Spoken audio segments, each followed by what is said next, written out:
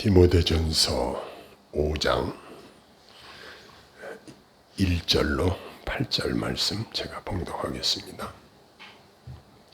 늙은이를 꾸짖지 말고 권하되 아버지에게 하듯 하며 젊은이에게는 형제에게 하듯 하고 늙은 여자에게는 어머니에게 하듯 하며 젊은 여자에게는 온전히 깨끗함으로 자매에게 하듯 하라. 참 과부인 과부를 존대하라. 만일 어떤 과부에게 자녀나 손자들이 있거든 그들로 먼저 자기 집에서 효를 행하여 부모에게 보답하기를 배우게 하라. 이것이 하나님 앞에 받으실 만한 것이니라. 참 과부로서 외로운 자는 하나님께 소망을 두어 주야로 항상 간구와 기도를 하거니와 향락을 좋아하는 자는 살았으나 죽었느니라. 내가 또한 이것을 명하여 그들로 책망받을 것이 없게 하라. 누구든지 자기 친족, 특히 자기 가족을 돌보지 아니하면 믿음을 배반한 자요 불신자보다 더 악한 자니라. 아멘.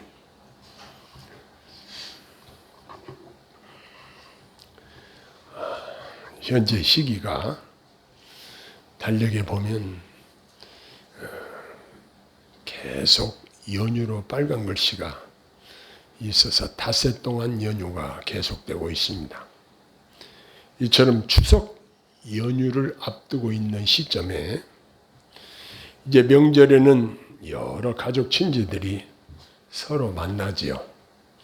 그러면 이 시점에서 우리가 깊이 생각하고 처신해야 할 부분을 성경은 우리에게 어떻게 권면하고 계시는가? 사실 남남끼리 관계보다 더 힘든 것이 가족 친지들과 화목하고 사랑하고 사는 이 관계일 것입니다. 그러나 이 인간관계가 중요하고 아무리 어려운 일이라고 할지라도 주님 마음에 합당하게 잘 감당하는 것이 중요하다는 생각이 듭니다.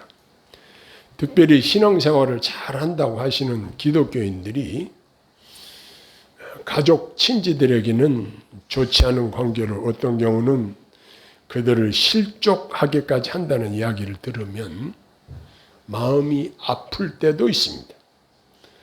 특별히 우리 성도님들은 불신 가족, 친지들에게는 선교의 사명을 감당해야 한다는 것을 항상 기억해야 할 것입니다. 그리고 불신자들을 대할 때에 저것들 다 지옥 갈 물건들, 지옥불에 던져질 물건들 이렇게 생각하고 함부로 말하고 그러므로 말미암아 그들에게 기독교에 대한 거부감이 생기게 되면 그들을 주님께로 인도하는 일이 더욱 어려워지게 될 것입니다. 또 그들을 향하여 정죄하거나 외면하게 되면 그것도 주님이 원하시는 것이 아님을 알게 됩니다. 우리 그리스도인들은 항상 사람들 앞에서 빛과 소금의 사명을 잘 감당해야 한다는 것을 늘 기억하고 처신해야 한다는 사실입니다.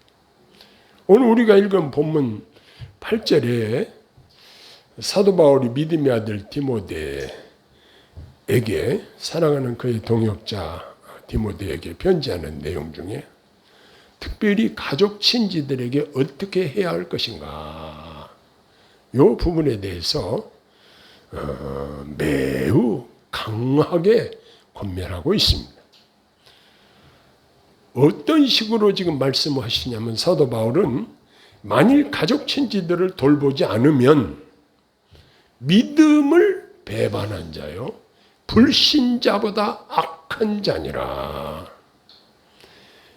이러한 강력한 표현을 사용해서 이러한 강한 권면의 말씀은 명절을 맞이하며 친척들을 만나게 되는 우리 그리스도인들에게 성령께서 이 말씀을 우리 삶에 어떻게 구체적으로 적용해야 될 것인가를 새롭게 주의를 환기시켜주고 있습니다. 우리나라는 과거부터 동방 예의주국이라는 별칭이 붙은 나라이기도 합니다. 사도 바울은 자기의 후배 사역자 디모데에게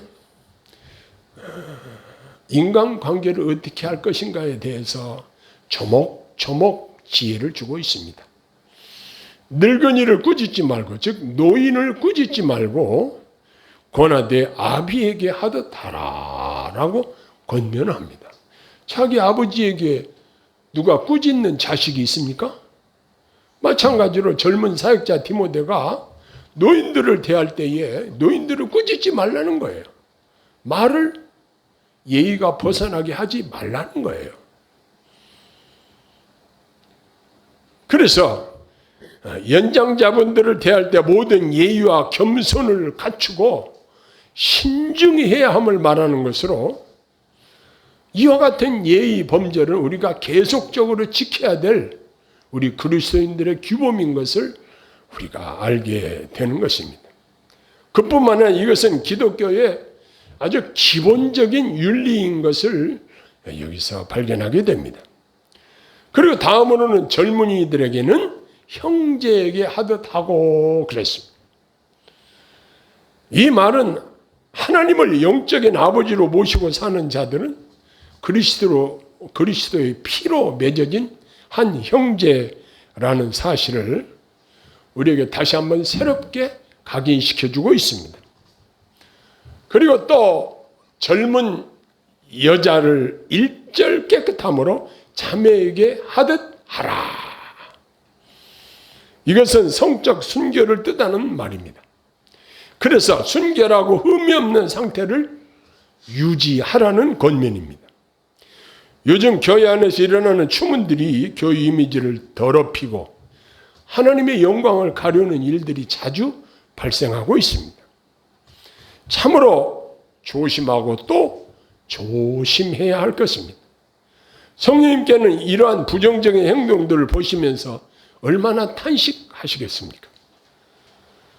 세상 사람들이야 아무렇게나 어떻게 추하게 살든지 거기에 오염되거나 흔들리지 말고 우리 하나님께로부터 의롭다함을 받아서 거룩한 물이라는 성도라는 이름이 붙었는데 그 이름에 걸맞게 원망 들을 만한 일이 없이 깨끗하게 살아야 됨을 여기서 교훈해 주고 있습니다.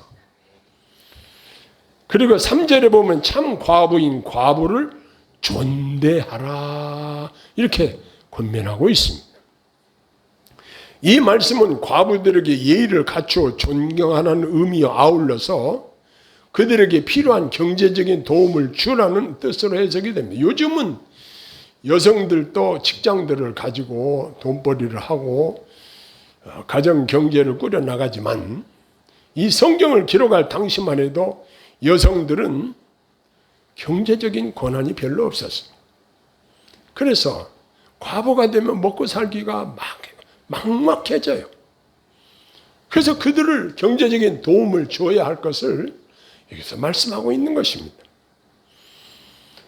야고보 사도를 통해서 우리 성도들의 경건한 삶에 대한 권면의 말씀에서 고아와 과부를 잘 돌보는 것이 경건한 삶의 특징으로 말씀하신 것을 우리는 기억할 것입니다. 4절에 보니까 어떤 과부에게 자녀나 손자가 있거든 자기 집에서 효를 행하여 부모에게 보답하기를 배우게 하라 그랬습니다. 어떤 사람은 부모가 나한테 해준 것이 뭐가 있어? 이렇게 생각하고 부모에게 섭섭한 생각을 가지고 있는 자녀들이 있을 수 있습니다.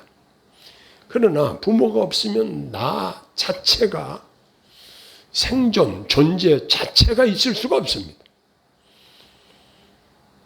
그래서 여기 사도 바울은 자녀나 손자들에게 효를 행해서 부모에게 그 은혜에 보답하기를 배우게 하라 이렇게 말씀하고 있습니다. 흔히 교회 밖의 사람들이 기독교에 대해서 효를 가르치지 않는다, 불효한다 이렇게 비판하는 경우들이 있습니다.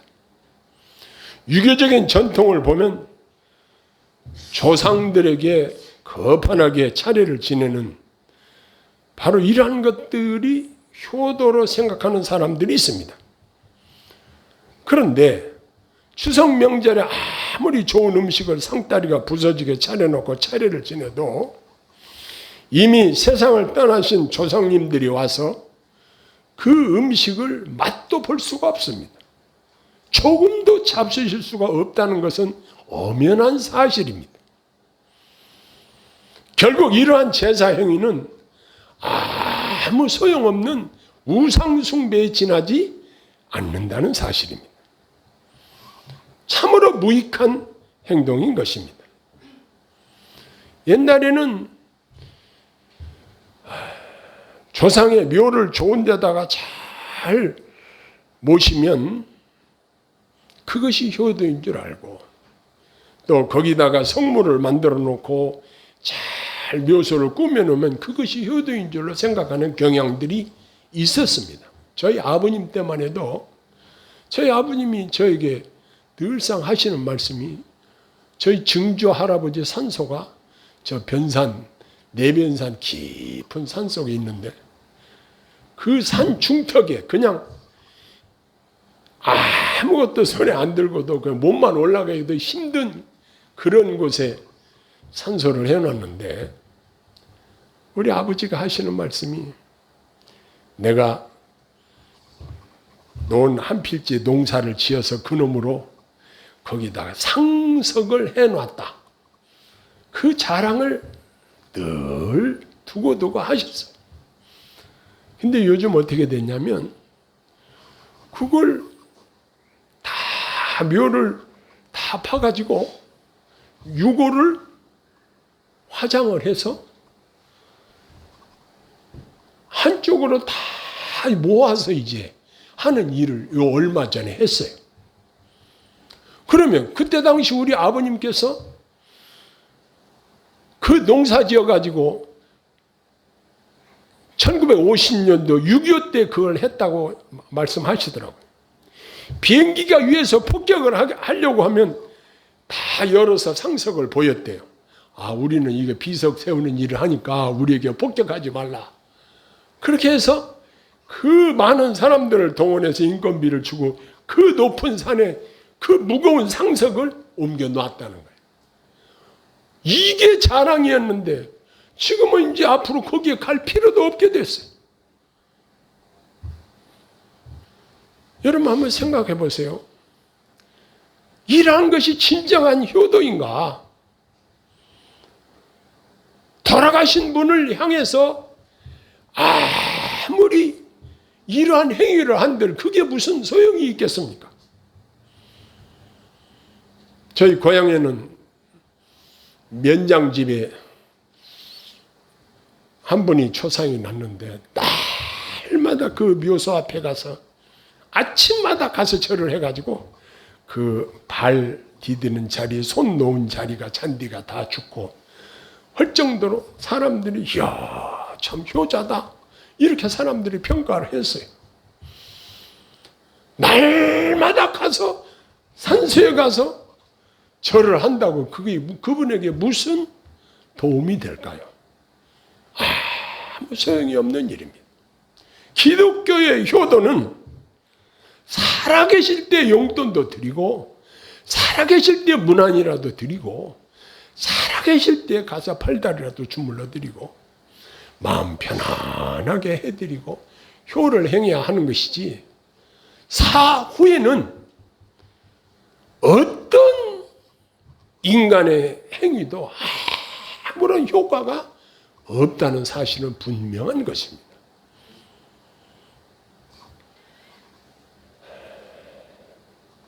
그러므로 우리가 해야 할 진정한 가치 있는 효행은 부모님이 살아계실 때 이제 마음 다해 잘 섬겨드려야 하는 것입니다. 부모와 자식과의 관계는 하나님이 맺어주신, 사람들이 말하기를 소위 천륜이라고 합니다. 자녀가 부모님께 효를 행하는 것은 매우 기본적으로 중요한 것으로 추석 명절을 맞이해서 반드시 실천해야 할 것이라는 사실을 가르쳐주고 있습니다. 자, 그러면 8절을 보면은 친족이라는 말이 나옵니다. 친족의 구체적인 범주를 정하기는 어렵지만 직계가족 정도로 의미하는 것으로 주석에 풀이가 되어 있습니다. 여기 돌보지 아니하면, 이 돌보지라는 말은 문자적으로 미리 생각하다, 또 준비하다, 공급하다, 그런 뜻을 가지고 있다고 합니다. 다시 말해서 자기 가족을, 자기 친족을 돌보지 아니하면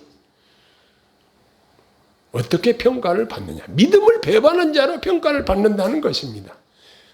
그리고 더 나아가서 불신자보다 악한 자다.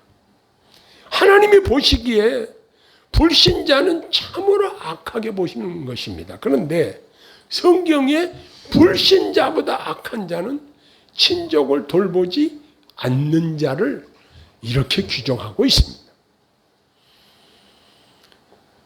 이렇게 매우 강렬하게 표현했는데 주석가 렌스키는 여기에서 그 믿음은 개인의 주관적인 믿음이 아니라 교회에서 공식적으로 고백되는 신앙 고백을 일컫는 것을 해석하여 믿음을 배반한 것은 교회의 가르침을 저버린 자로 본다고 해석을 하고 있습니다. 그리고 그 악함이 불신자보다 더 악한 자라는 표현은 아주 매우 강조한 표현입니다. 이 말씀은 일반 성도 전체를 향한 교훈으로 볼 수 있고 그들의 신앙 고백이 어떻든 간에 가족을 돌보지 않는 자는 믿음을 배반한 자, 인간의 원초적인 책무를 무시하는 자이므로 정죄받아 마땅한 그러한 의미라고 볼 수 있는 것입니다. 이제 우리가 이 말씀을 아멘으로 받아들였으면 구체적으로 우리 삶에 당장 적용해야 할 것입니다. 여건상 친척들을 만나지는 못해도 전화를 통해서라도 따뜻하게 문안하고 또 아랫사람들은 칭찬과 격려로 힘을 북돋아 주고 그리고 할 수 있는 한 작은 선물이라도 준비해서 찾아보고 전달할 수 있는 넉넉한 그러한 여건을 만들어 나가는 것이 중요한 것입니다. 무엇보다도 가족 친지의 소중함을 알고 내가 먼저 섬기는 겸손한 자세로 가족 친지들을 섬겨야 할 것입니다. 인간 관계에 있어서 우선적으로 중요한 것은 원만히 대화가 잘 되어야 할 것입니다. 상대를 존중히 여기는 마음으로 대화할 때에 깊이 있는 진지한 대화를 할 수 있을 것입니다. 그 결과 서로 사랑하는 아름다운 관계를 유지 발전시켜 나갈 수 있을 것입니다. 대화 중에 상대에게 나의 사랑하는 그 진실된 마음이 전달될 수 있어야 할 것입니다. 그러기 위해서는 내 마음에서 가족 친지가 잘 되기를 바라고 축복하는 마음이 있어야 합니다. 우리나라 속담에 사촌이 논 삼으면 배가 아프다는 그런 말을 들었을 것입니다. 이건 너무너무 안 좋은 속담입니다. 그런데 알고 보면 반대로 만일 내 가족 친지가 너무 어렵게 살면 내 주머니를 털어서라도 십시일반 도와줘야 하는데 그러면 나도 힘들잖아요. 그러므로 가족 친지가 잘 되면 축하하고 함께 기뻐하는 것이 당연한 것이지 논삼은 배가 아프다? 이건 아예 입에 담아서도 안 될 것입니다. 시기나 질투는 좋은 인간관계를 파괴하는 것입니다. 성공하는 자들을 향하여 박수를 보내며 함께 기뻐하는 것은 우리 성도들에게 어울리는 것입니다. 우리가 항상 점검해야 할 것은 나는 다른 사람이 어쨌든 나의 친족이나 가족들을 잘 돌보고 있는가? 그들을 중심으로 사랑하고 있는가? 우리 마음 상태를 기도하면서 점검해 봐야 될 것입니다. 그래서 주 안에서 하나된 우리 성도들끼리 더욱 또한 사랑을 실천하며 살아나가야 할 것입니다. 오늘 주신 말씀은 추석 연휴를 맞이해서 가족들이 모인 곳에서 굳은 일, 힘든 일은 내가 먼저 하고 칭찬을 아끼지 말고 사람들에게 격려하고 덕담을 나누면서 그리스도의 향기를 드러내는 귀한 명절이 되시기를 바랍니다. 기도하겠습니다. 사랑의 주님, 우리 한국 사람들이 추석 명절을 큰 명절로 여기고 많은 사람들이 대이동을 하고 있고 가족 친지들이 만나는 귀한 때를 맞이했습니다. 하나님 아버지, 주께서 말씀하신 대로